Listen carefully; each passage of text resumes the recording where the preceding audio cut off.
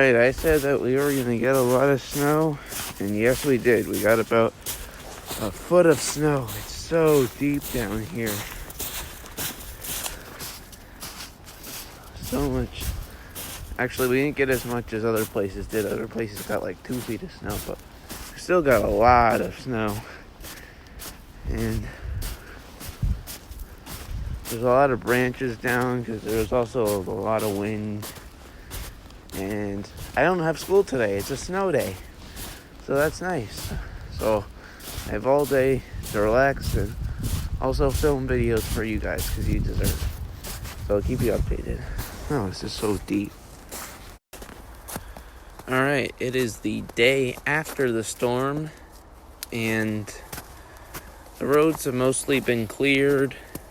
There's still about a foot of snow on the ground in a lot of places, and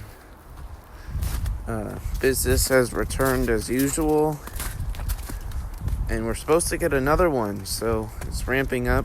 I will be posting other videos, contents. I will be posting another marble run shortly, as well as some other fun activities coming very soon. So stay tuned for all of that. Please be sure to like and subscribe, and I'll see you in another video. Bye-bye.